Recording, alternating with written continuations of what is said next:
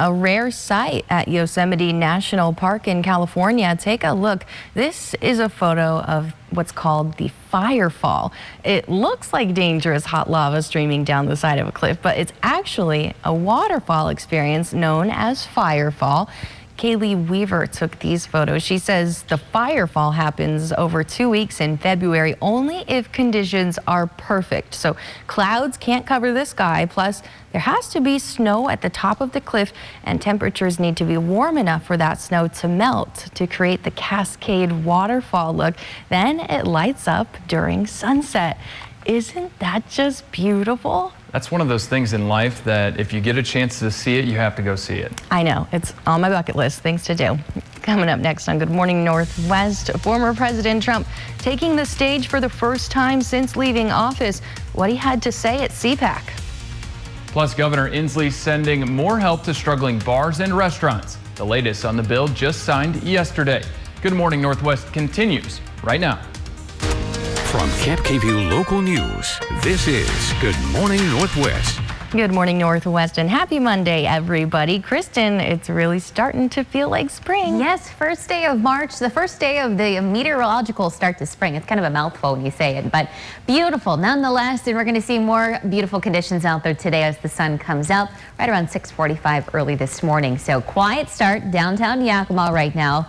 Our current temperatures, it is a bit chilly right now. We're at 33 in the Tri-Cities, 42 in Walla Walla, some upper 30s from Hanford into Prosser, and then just above that freezing mark as well for Yakima and Ellensburg. But pretty quiet, at least around the Pacific Northwest. We have a few showers that are trying to sneak into parts of Seattle this morning, but we're not really looking at the system to impact us here locally. We could see a few clouds from time to time, but overall it should be a beautiful looking Monday. 57 degrees at lunchtime and then climbing up to near 60 degrees later on this afternoon. So numbers will continue to go up as we take you throughout your work week. I'll have that full forecast, Monica. It's all coming up. Thank you, Kristen. The CDC's vaccine advisors voted unanimously to recommend Johnson & Johnson's single-dose COVID-19 vaccine yesterday. The vaccine made by Janssen, which is Johnson & Johnson's vaccine division, won emergency use authorization by the FDA on Friday. And on Sunday, the CDC Vaccine Advisory Committee also formally recommended the use of the new vaccine in adults 18 and older. It's the third vaccine to become available in the U.S., but the first that requires only a single dose, and the only one that can be kept at normal refrigerator temperatures. Distribution of the initial 3.9 million doses is already underway. Researchers are suggesting one dose of a two-shot vaccine could be enough to protect some people from coronavirus. The journal The Lancet published 2 new papers last week. Scientists looked at Pfizer-BioNTech's COVID-19 vaccine. They found one dose can induce an immune response in people who have already had the virus. The vaccine is currently administered as 2 doses given 21 days apart. Scientists say the first dose primes the immune system while the second boosts protection against COVID-19. British researchers reported that AstraZeneca's experimental coronavirus vaccine appears to work safely in older people. According to their study, it generates as strong an immune response in those over the age of 70 as it does in younger people. AstraZeneca is testing its vaccine in phase 3 clinical trials around the world, the last stage before seeking regulatory approval. The phase 2 results involved 560 volunteers aged 18 and up, with 240 of them over 70. The CDC reports more than 75 million doses of the coronavirus vaccine have been administered in the United States as of Sunday. CDC data shows that nearly 50 million Americans have now received at least one dose of the vaccine. Around 25 million have now been vaccinated with both shots. Currently, 1.7 million vaccine doses are being given out a day in the U.S. based on the 7-day average. With the new Johnson & Johnson vaccine coming online, the pace is expected to increase. The House approved President Biden's $1.9 trillion pandemic aid package early Saturday morning. The vote was 219 to 212, with 2 Democrats breaking ranks to vote against it and no Republicans voting in favor of it. The bill now goes to the Senate, making things more complicated. The Senate is expected to strip out a provision increasing the federal minimum wage. So if passed in the Senate, the bill would then have to go back to the House for a separate vote before it could go to Biden for his signature. In his first address since leaving the White House, former President Donald Trump said his political journey was far from over. As the closing speaker at CPAC, the Conservative Political Action Conference meeting in Orlando, Trump repeated false claims that voter fraud cost him the election. He was also very critical of the current president, claiming that Joe Biden is failing to enforce America's laws. The former president also hinted a possible run for the White House in 2024. I stand before you today to declare that the incredible journey we begun together, we went through a journey like nobody else. There's never been a journey like it. There's never been a journey so successful. We began it together 4 years ago, and it is far from being over. A straw poll taken at the CPAC meeting showed that 55% of attendees would support Trump for president in 2024. In second place is current Florida Governor Ron DeSantis, but political observers say that may be because the event is taking place in Orlando. This brings us to our poll question of the day. Would you be in favor of a 2024 presidential run for Donald Trump? Vote now at yaktrinews.com/vote and on our Cap KVU app. We'll have those results at the end of the show. Washington Governor Jay Inslee has signed a bill into law that waives certain annual liquor license fees for restaurants, breweries, wineries, and other venues hit hard by the pandemic. He says the one-time waiver will provide some financial relief while we work to get them back to capacity. The licenses can cost anywhere from just over $100 for beer and wine specialty shops to more than $2,200 for restaurants serving beer, wine, and spirits. License fee waivers go into effect in April. Inslee tweeted that he signed the bill yesterday. Governor Kate Brown says all Oregonians who are 16 and older will be eligible to receive doses of a COVID-19 vaccine no later than July 1st. Brown said the next round of vaccine distribution will occur in multiple waves. The first wave, which will be at the end of March, also includes seasonally impacted frontline workers, food processing workers, and displaced victims of the September 2020 wildfires. Over the weekend, the Benton County Fairgrounds mass vaccination site celebrated a major milestone. They just passed 20,000 COVID-19 vaccinations administered at the site. The site has been running at a heightened pace to catch up after some weather delays and closures. Last week alone, they were able to administer almost 9,000 vaccines. The site will reopen tomorrow and stay open through Friday from 9 a.m. to 2 p.m., then 9 a.m. to noon on Saturday. New appointments for this week will be for Pfizer second dose vaccinations. Let's take a quick break here on Good Morning Northwest, but before we do, let's take a live look on outside. Looking for a pretty decent warm-up as we take you throughout this first week of March. Stick around for that full forecast. It's all coming up. Plus, Gonzaga basketball making history over the weekend by completing an undefeated season. Welcome back to Good Morning Northwest. With its 86-69 win over Loyola Marymount Saturday night, the Gonzaga men's basketball team completed its first undefeated regular season and became the first Division I team to enter its conference tournament undefeated since Kentucky in 2015. There have only been 7 undefeated NCAA tournament champions before. The last team to do so was Indiana in the 1975-76 season. Since then, 5 teams have tried going into the NCAA tournament undefeated looking for a title, with Gonzaga likely to be 6th after the West Coast Conference tournament.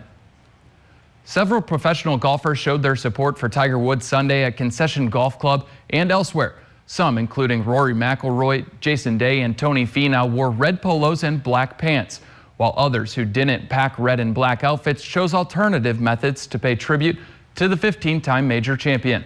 Woods was seriously injured in a car crash last Tuesday in Los Angeles. In a tweet last night, Woods said it was touching to see so many players wearing his trademark Sunday red.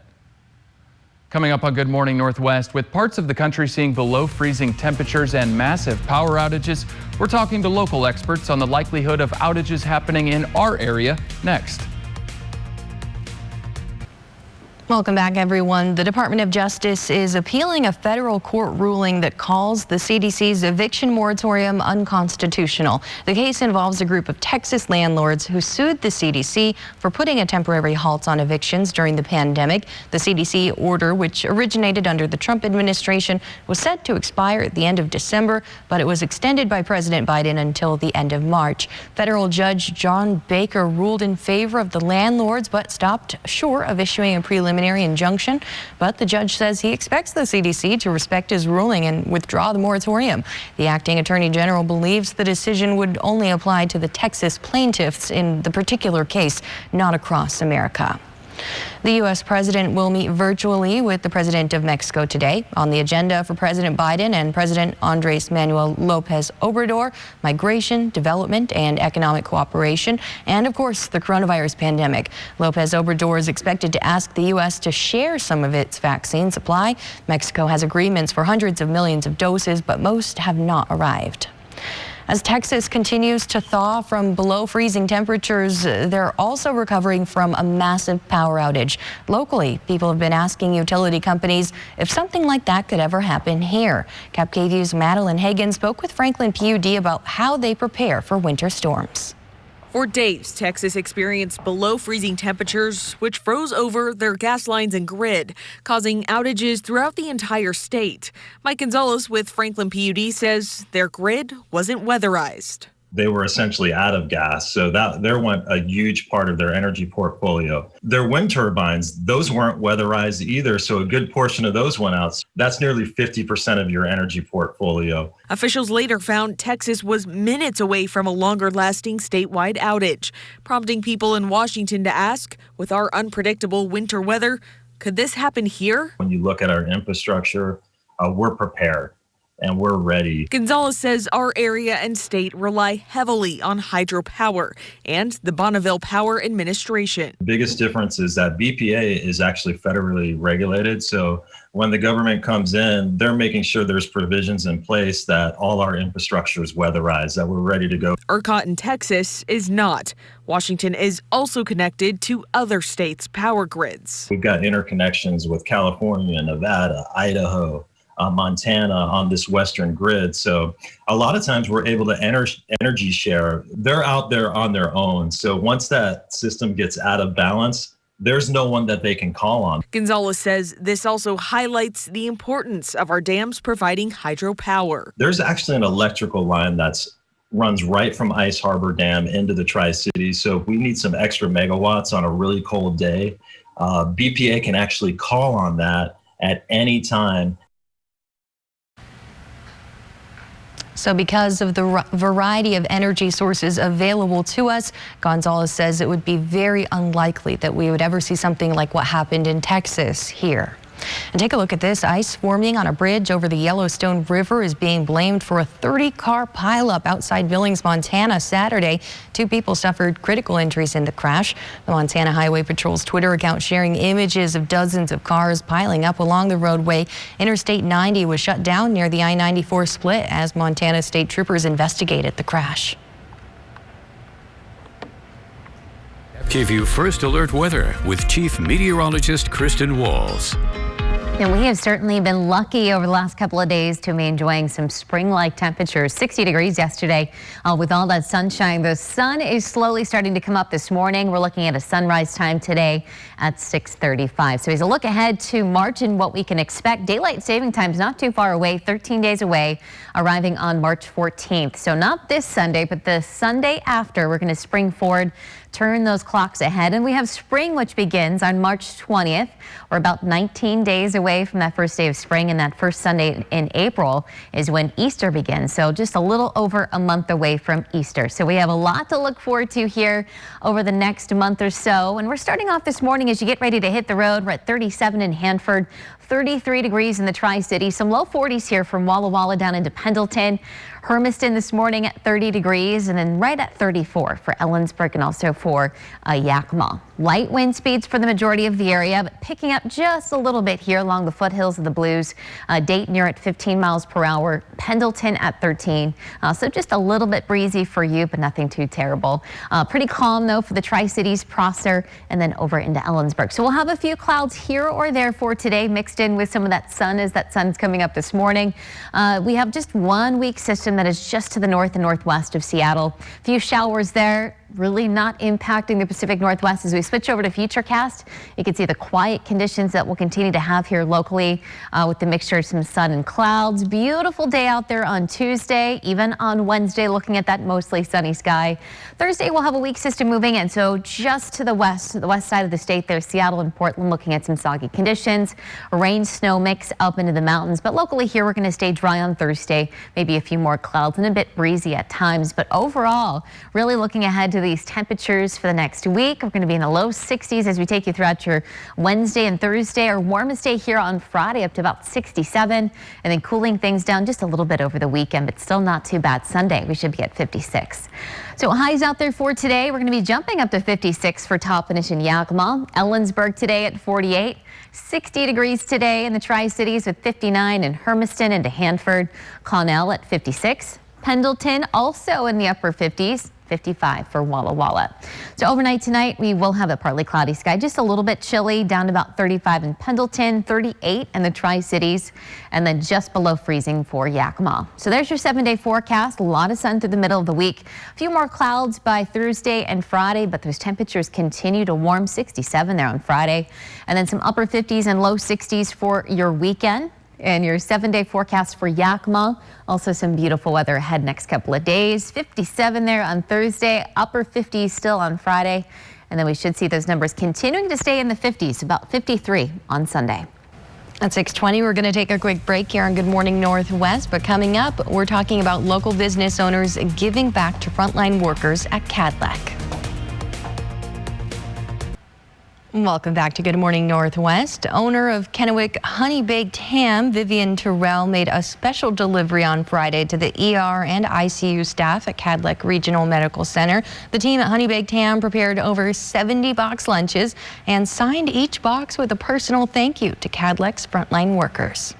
I just want to say again, thank you to all of those healthcare workers that have been on the front line throughout this pandemic. And we just, on behalf of Honey Baked here in Kennewick and the staff, just want to say to them, thank you so much for what you have done this past year. When the community supports us like Honey Baked Ham has, it makes a huge difference. The staff will be glowing all day because this has been a hard year. And when they know that people are supportive and still thinking of them, it makes a big difference. And we have the outside community showing their support, bringing in food. It's really a mood booster. It makes us realize that we're not alone, and it just means a world to our team up there. And we at KapKV Local News would like to thank Vivian and her team at Honey Baked Ham and everyone who's helped lighten the load for frontline workers. And of course, thank you to all first responders and medical workers who continue to work so hard to take care of all of us. 6:25. Now let's take a moment for something else to smile about, our reason to smile today. Yep, we have 2 pups. Now, this is when we had all that snow out there. You know, a lot of dogs just love playing out in the snow. So I want to introduce you to Zoe and Huka. Cuties. And that's, I know, so Tracy had to send me a pronouncer for Huka. Yeah, I would say Haiji, but Huka, what a name. Yes, but so adorable. They look like they just absolutely love the snow. And I'm sure when the sun's back, which is what we're seeing, they're going to love the sunshine as well. But thank you to Tracy Miller for submitting this photo. If you have one that you would love to share, head over to yakchinese.com. At the very top there, we have our photos of the day section. That's right. Coming up next, an investigation has been launched in Kennewick after district officials allegedly improperly spent over $20,000 in taxpayer money. And at 6:25, as we're giving you that live look, starting to see a little bit of some daylight out there. A lot of sun today and some warmer temperatures over the next couple of days. That full forecast coming up there in the 6:30 half hour.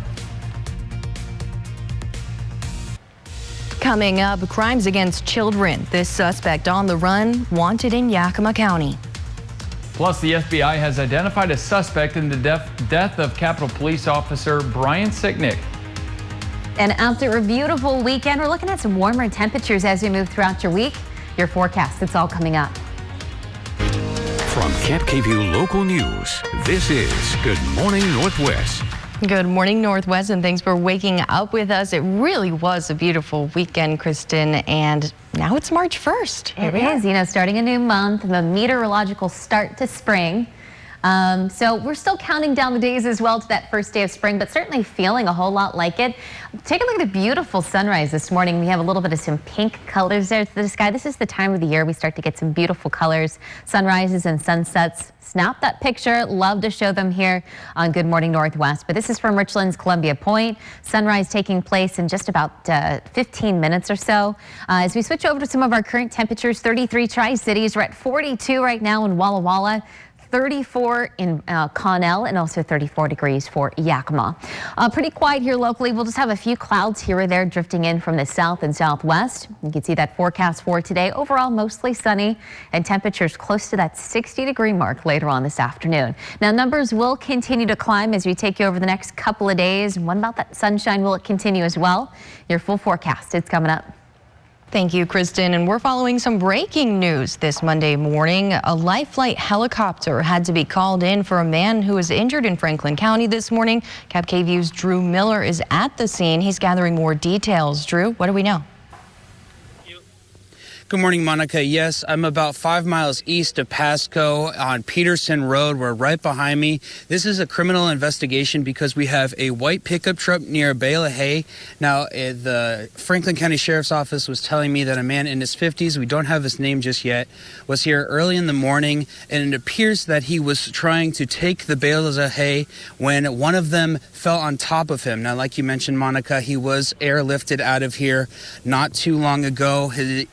He was conscious, according to the Franklin County Sheriff's Office. This is an active investigation. They still are trying to confirm these details, but it appears that he was trying to take a bale of hay and it fell on top of him. We'll have more updates on what is happening as well as his condition in a little bit. Monica, back to you.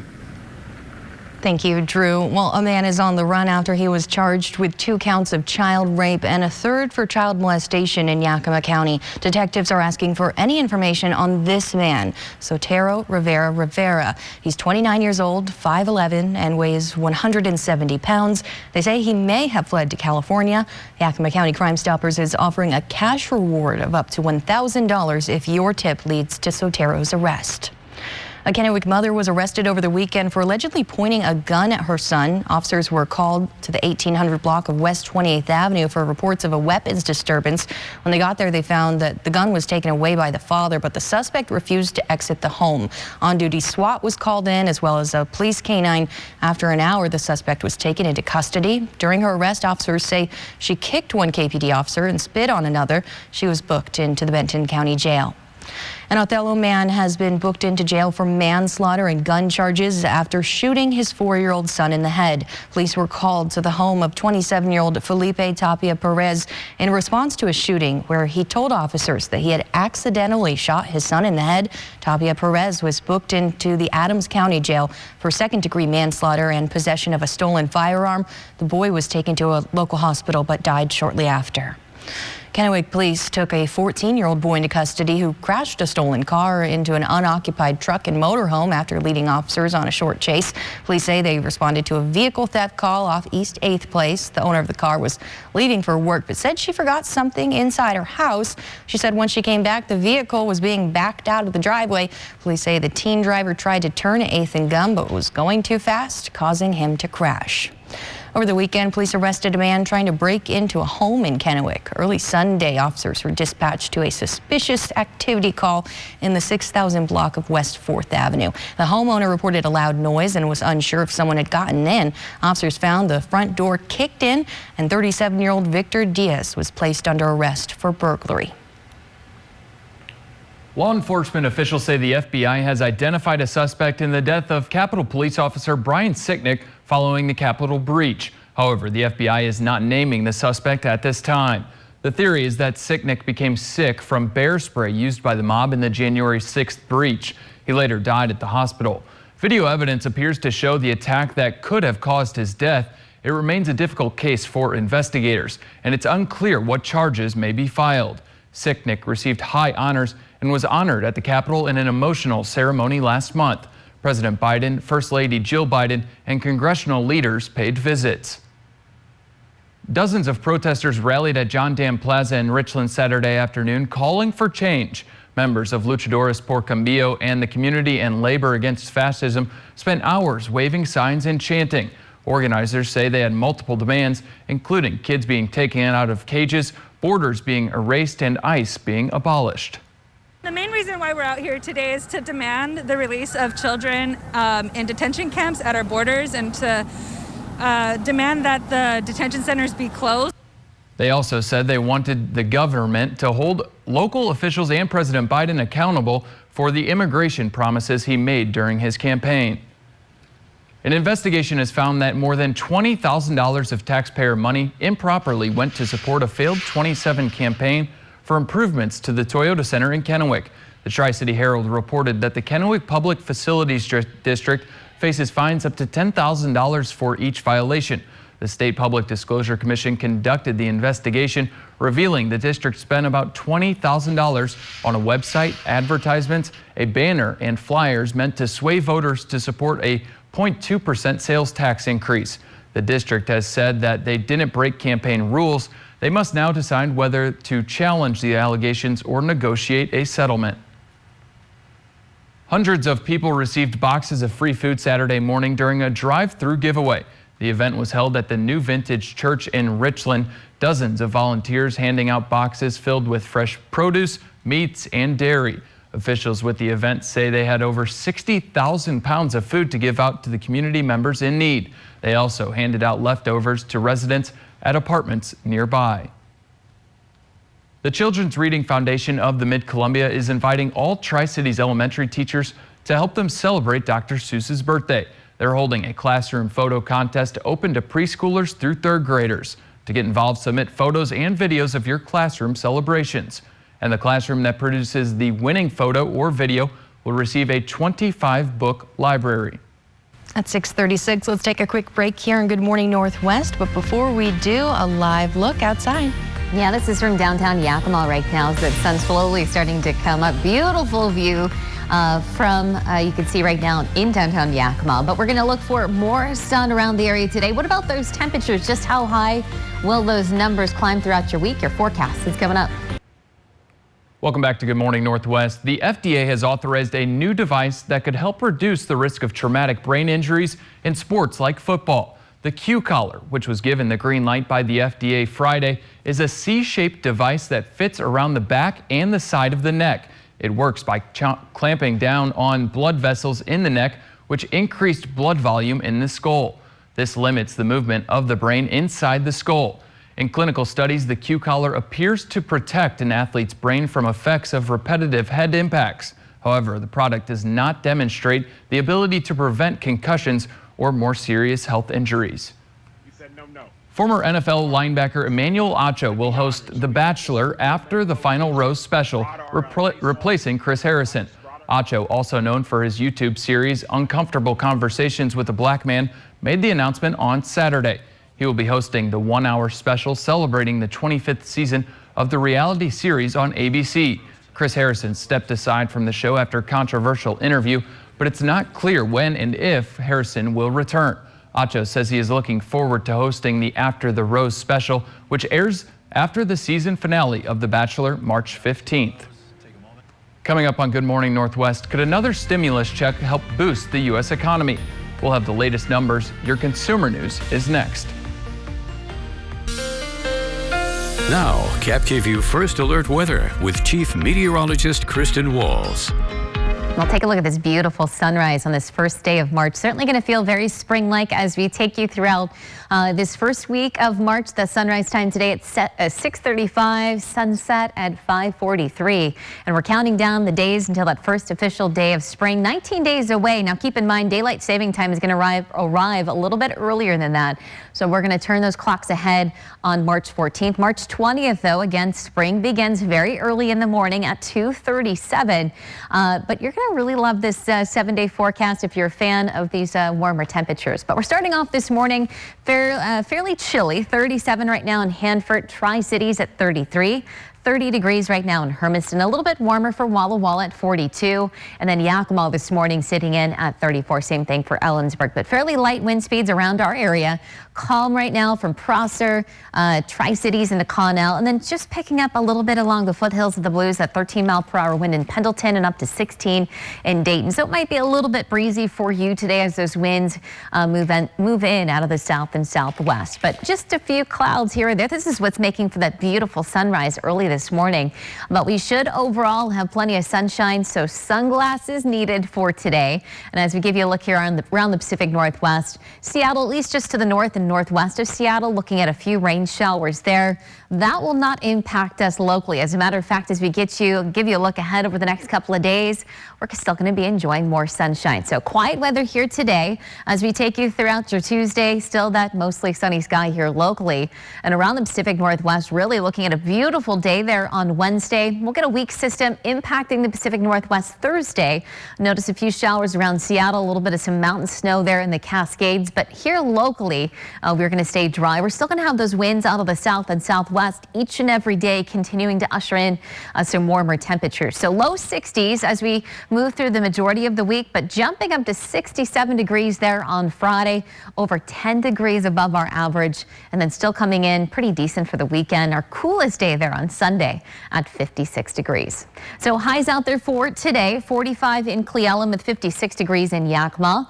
60 today in the Tri-Cities with some upper 50s there from Prosser into Hermiston. 50 degrees in Dayton, and then some mid to upper 50s from Walla Walla and also for Pendleton. Overnight tonight, just going to be a chilly night. Few clouds around as those numbers dip down through the 30s. So there's your 7-day forecast for the Tri-Cities. A lot of sun, pretty quiet over the next week or so. Not a drop of rain is expected. 62 on Thursday. Warmest day there on Friday at 67, and then some sunshine and clouds over the weekend. Down to about 56 degrees on Sunday. And your 7-day forecast for Yakima, plenty of sunshine through the middle of the week at 54. And then some sunshine and clouds there Thursday and Friday. Friday, we should be up into the upper 50s. Thank you, Kristen. Some good news for the economy. American consumer spending jumped in January, in part thanks to stimulus checks. Consumer spending increased by 2.4% last month, the biggest jump since June. And incomes rose 10% in January, the biggest increase since April of last year. Still, spending rose slightly less than economists predicted and is still below pre-pandemic levels. However, President Joe Biden's proposed $1.9 trillion spending package, the third stimulus deal since the pandemic began, is expected to further boost incomes and spending. Now, the morning sprint. A suspected burglar in Franklin County had to be life-flighted by helicopter after a bale of hay fell on him this morning. KVU's Drew Miller is live at the scene gathering more details. Drew? Monica, that's right. I'm about 5 miles east of Pasco, where right behind me you can see on Peterson Road there is a tan white truck with hay in the back of it. Now, the Franklin County Sheriff's Office is calling this a criminal investigation because a 50-year-old man, who they have not released his name at this time, he does not work here. He is not supposed to be on the property, and it appears that he was taking the bale of hay from the stack when it fell on top of him. That's why he had to be life-flighted out of here for those injuries. We don't know where he's headed or the extent of the injuries that he sustained, but we will try to bring those details to you as soon as we have them. Reporting in Pasco, Drew Miller, KVU Local News. Back to you, Monica.